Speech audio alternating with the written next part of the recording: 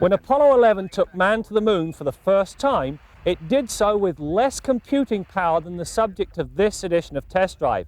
This is, of course, the all-new Cadillac Seville.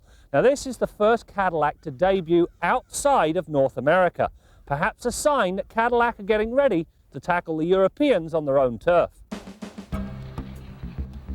The third generation Seville is a very different car from the last vehicle, with improvements in every area.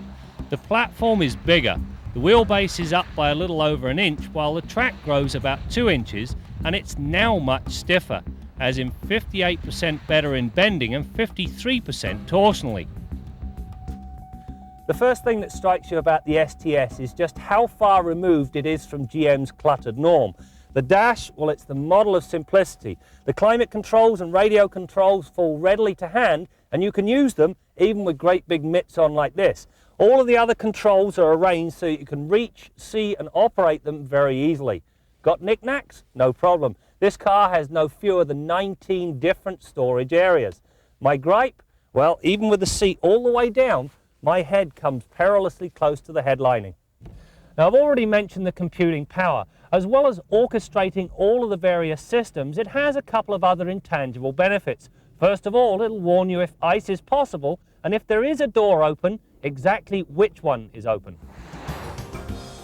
For a large car, the STS proved to be rather nimble through the pylons.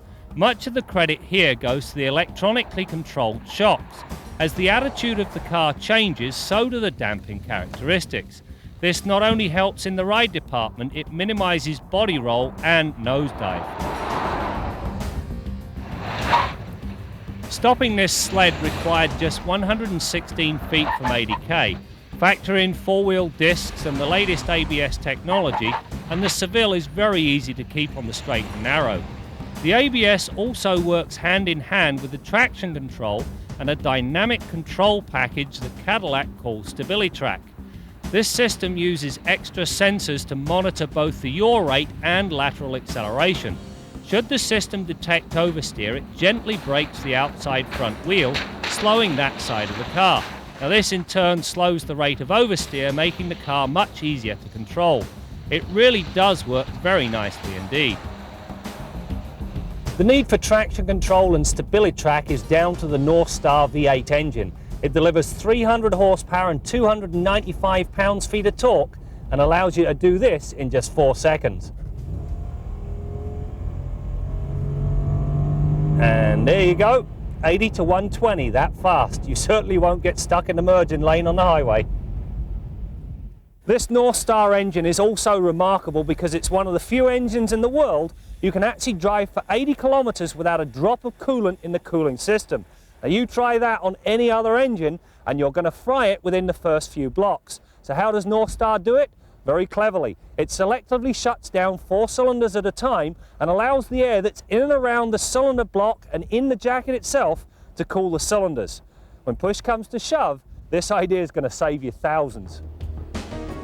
Matched with the Northstar is a fancy 4-speed automatic that includes performance algorithm shifting. This system uses numerous sensors to evaluate the driver's intentions and then programs the tranny accordingly. Chief among its virtues is the transmission's ability to mimic a manual box during enthusiastic driving. This new Seville is well worth a look if you're in the market for an upscale sedan. Not only will it ferry you around in complete comfort and give you all the luxury you're looking for, it can also handle twisty blacktop with the best of them, European or not.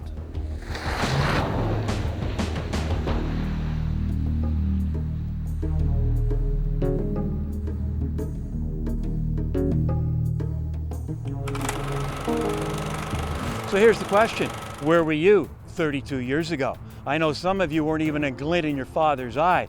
As for me, well, I was in diapers but found time to get Motoring TV off the ground. And today I like to think we've got one of the best automotive video libraries in the world. If you agree, please give us the thumbs up and also subscribe. We'd really appreciate it.